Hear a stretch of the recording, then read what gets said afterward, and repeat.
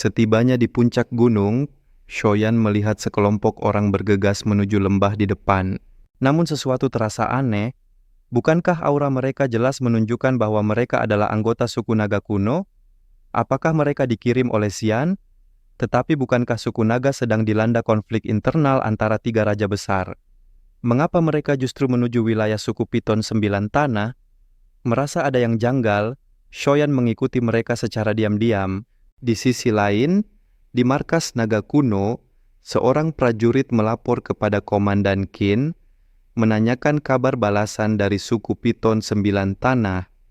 Jika Piton menerima aliansi, maka Pulau Naga Utara akan memperoleh kekuatan tambahan untuk menyerang Pulau Naga Timur dalam perang mendatang. Komandan Qin menjawab dengan wajah tegang. Kita harus berhasil.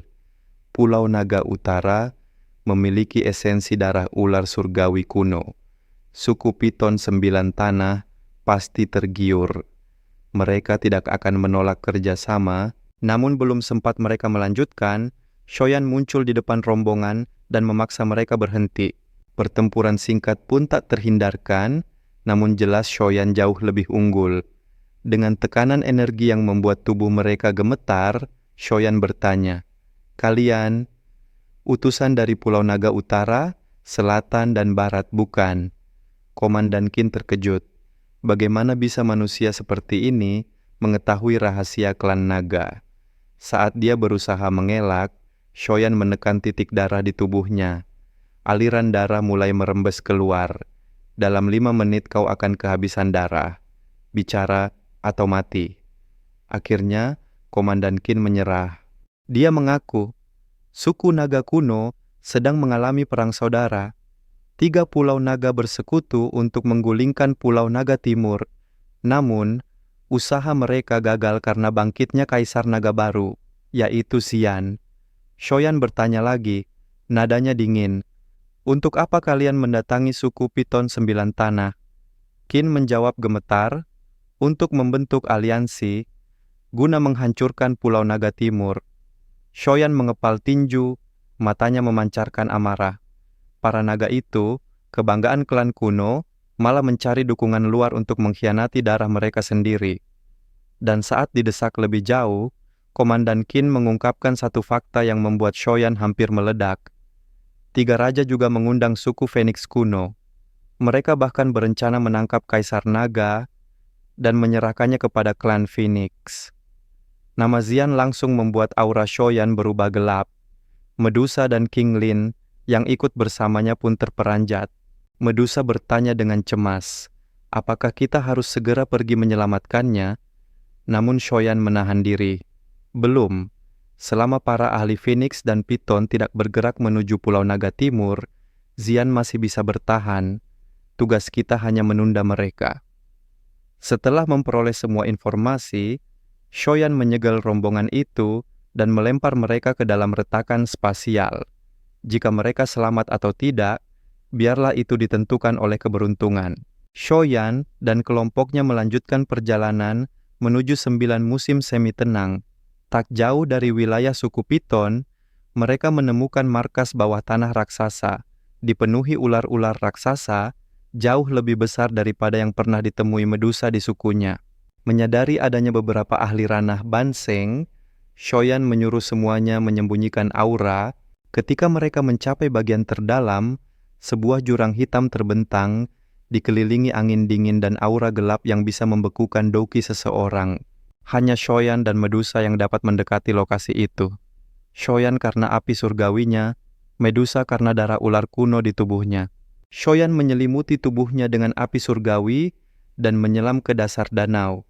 Setiap tetesan air bersentuhan dengan apinya menghasilkan suara mendesis, seolah 2 kekuatan besar saling menelan. Semakin dalam dia turun, semakin dahsyat tekanan yang menimpa tubuhnya. Di tengah eksplorasi, muncul puluhan makhluk hitam mirip piton, memuntahkan kabut mematikan. Shoyan memusnahkan mereka satu persatu, namun jelas, tempat ini bukan untuk manusia biasa. Setelah sampai di dasar, dia menemukan wadah penyimpanan kristal darah, namun isinya kosong. Seseorang sudah mengambilnya. Tiba-tiba dari bawah pasir muncul suara lirih, seperti rintihan meminta bantuan.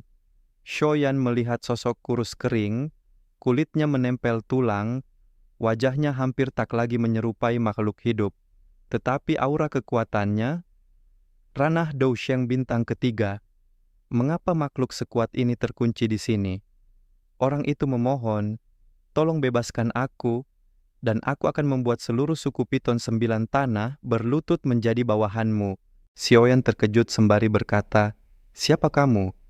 Dia bisa merasakan energi yang sangat gelap dan dingin yang dipancarkan dari 4 rantai logam besar itu, melelahkan Dao Cipatua itu. Siapapun yang menjebak orang ini benar-benar kejam. Ini bahkan lebih ganas daripada langsung membunuhnya. Patua itu mengatakan adalah kepala suku Piton 9 tanah dalam yang tenang Yao Ming. Selama Xiaoyan melepaskannya, dia akan menyetujui apapun usulannya. Xiaoyan mengerutkan keningnya tak terpengaruh atas permohonannya. Sebaliknya mengajukan pertanyaan bahwa kepala suku adalah Yao Xiaotian. Mendengar namanya, Yao Ming dipenuhi kemarahan dan kebencian meraung gila. Yao Xiaotian telah menggunakan skema jahat untuk merebut posisinya dan disegel di sini. Di bawah penderitaan ratusan tahun ini, jika dia bebas, dia bersumpah akan membuatnya mengalami penderitaan yang lebih buruk dari kematian. Jika si Oyan menyelamatkannya, dan setelah mengendalikan suku, Yao Ming akan melakukan yang terbaik untuk memenuhi permintaannya.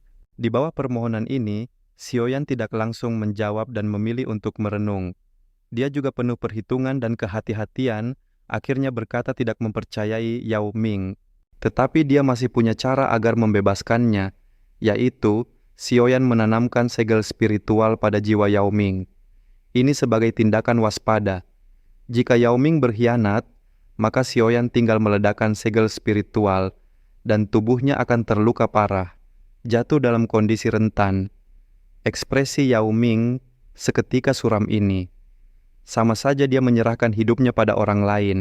Dia mengatukan giginya dengan erat, dengan amarah dan kebencian di hatinya terhadap Yao Xiaotian. Dia menyetujui ini. Xiaoyan sangat senang. Yao Ming benar-benar menyetujui persyaratannya. Segera kekuatan spiritual Yao Ming melonjak dan akhirnya itu membentuk ilusi ular hitam besar di depannya. Xiaoyan tersenyum melihat Yao Ming berinisiatif memanggil jiwanya. Pikirannya bergerak dan sedikit jiwa panas dengan cepat melesat keluar dan memasuki dahi ular raksasa hitam itu sampai bergetar hebat setelah menerima jejak spiritual. Ular itu dengan cepat menyebar dan kembali ke kening Yao Ming. Xiaoyan menanyakan tujuan kedatangannya, yaitu memperoleh kristal darah musim semi. Yao Ming memuntahkan kristal darah musim semi yang pernah ia telan. Saat Xiaoyan menerimanya, hawa dingin gelap hampir membekukan tangannya. Setelah memastikan keasliannya, ia menghancurkan es tipis itu dan menyimpankan kristal tersebut ke dalam cincin penyimpanan. Xiaoyan bertanya cara membebaskannya. Yao Ming menjelaskan bahwa batu yin musim semi kuning di ujung rantai terus menguras daucinya. Xiaoyan menghantam gunung, lalu menggunakan jarum api surgawi hingga rantai retak dan segelnya pecah, membuat Yao Ming lega.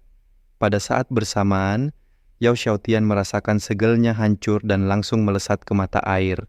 Sebelum ia tiba, Xiaoyan memecahkan segel terakhir, dan Yao Ming pun bebas meski sangat lemah seraya berterima kasih kepada Xiaoyan.